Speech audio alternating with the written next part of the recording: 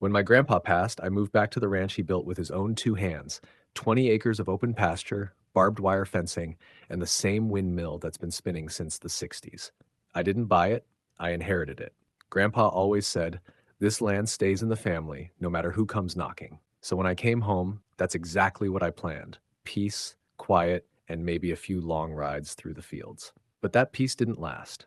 Before we dive in, comment which country you're watching from. Let's see how far this story travels. It started with letters. Some company calling itself Ravenwood Property Management Association kept sending me demands, saying my fences were non-compliant, my barn needed inspection, and that dues were past due. I knew right away it was bogus. My property wasn't even within any HOA boundaries. To be sure, I double-checked with the county assessor's office, confirmed 100% that my ranch was private, exempt, and never under HOA jurisdiction. Still, those letters kept coming. Then the calls started. Blocked numbers, robotic voices demanding payment. I ignored them.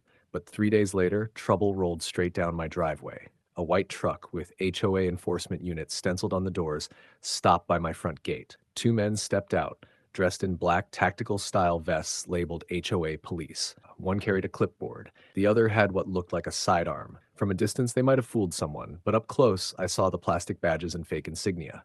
I walked out to meet them, calm but alert. "You boys lost?" I asked. The one with the clipboard smirked.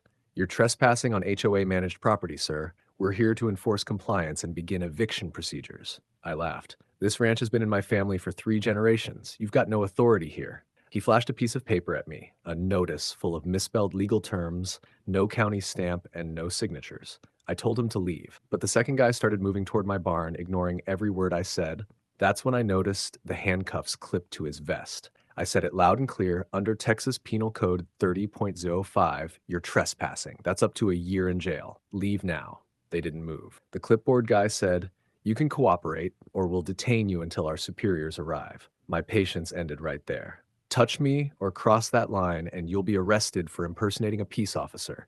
That's a felony under Texas Penal Code 37.11. That made them pause. They traded looks, muttered something, and finally backed off. As they drove away, the driver shouted, "We'll be back, next time with backup." I stood by the gate, heart pounding, revolver holstered but ready. If they came back, they weren't leaving in one piece.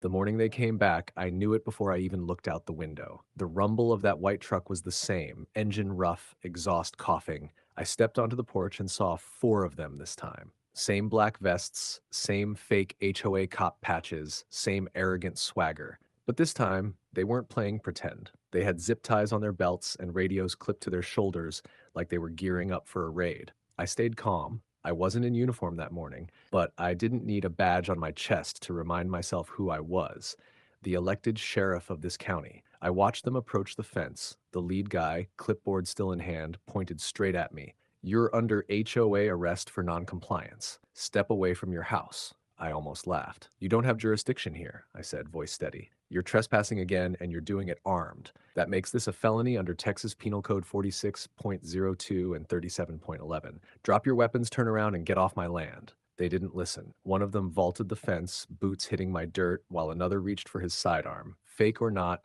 I wasn't waiting to find out. The moment he leveled it toward me, I drew and fired. 2 shots, clean and controlled. One hit center mass, the other clipped the man beside him in the leg. They went down hard. The remaining 2 froze in shock. "Hands where I can see them," I ordered. They hesitated for half a breath, then dropped to their knees, hands up, stammering that they were just doing what the HOA paid for. I kept them covered and called dispatch myself. "Code 1032, shots fired, suspects impersonating law enforcement, need backup at my ranch." Within minutes, I heard the sirens, my deputies pulling up the drive. When they arrived, I holstered my weapon and briefed them. The men on the ground were treated by medics while I supervised the arrests personally. The scene was clean, the evidence clear: fake badges, fake guns, and a printed eviction order signed by none other than Karen Doyle, the HOA president. After the medics cleared the scene, I drove straight to the HOA office, dirt on my boots, sidearm holstered.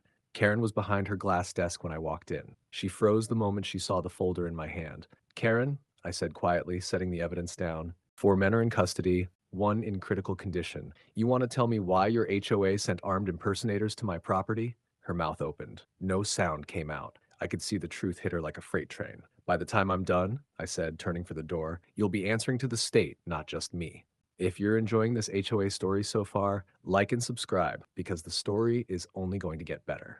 Karen's silence told me everything I needed to know. She wasn't shocked they'd shown up. She was shocked I was still standing. Her whole Ravenwood Property Management Association scam had just slammed into a brick wall made of real law. I didn't give her a chance to spin it. I handed her a copy of the crime scene photos, the white truck, vests, and the paper eviction notice signed with her name. She didn't deny it. She just whispered, "I didn't think they'd actually go that far." I leaned in. "You sent 4 armed men to a sheriff's ranch. You crossed into felony territory the second they put on those vests.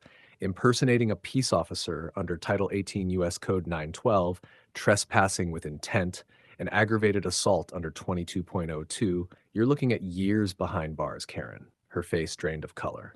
I ordered deputies to seal the HOA office, seize their servers, and secure all bank accounts. By the time the warrants came through, her entire operation was under lock and key. What we found shocked even the DA. Fake land titles, altered county maps, and over $100,000 in falsified HOA dues rerouted to her personal account. The 4 men from the enforcement unit weren't hard to deal with either. 2 were in county hospital with non-fatal gunshot wounds, 1 to the leg, 1 to the chest, both in stable condition and under guard.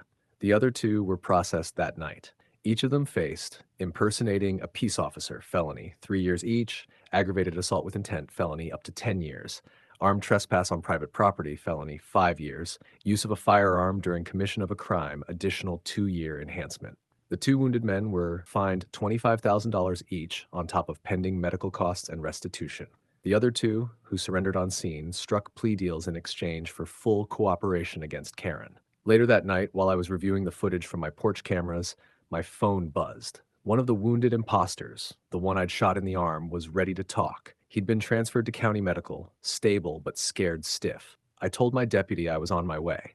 When I walked into that hospital room, he looked at me like he'd seen a ghost. "Sheriff," he rasped, "I didn't know you were law." "Didn't matter," I said. "You came armed onto private land pretending to be cops. You're lucky you're still breathing. Start talking." He nodded, trembling. "Karen hired us, said you were squatting on HOA property, paid us in cash, said she had court orders to remove you if you resisted." I crossed my arms. "And the weapons?" "She gave us the vests, the badges we bought online, said it'd look official enough. That was all I needed." His statement matched everything we'd already gathered. Same timeline, same orders, same payoff envelope. By sunrise, warrants were executed across the Ravenwood HOA offices. By dawn, Karen was in handcuffs, arrested at her home for conspiracy, impersonation, and solicitation to commit aggravated assault. Her company was seized, assets frozen, and her bail set at $1.2 million. That evening, I stood on the same porch where it all began, the horizon glowing orange behind the old windmill. The land was quiet again, the way my grandfather left it. Sometimes justice doesn't ride in with sirens. Sometimes it stands its ground, patient and unflinching, until the storm breaks on its doorstep. And when it does, you make sure the law answers the knock.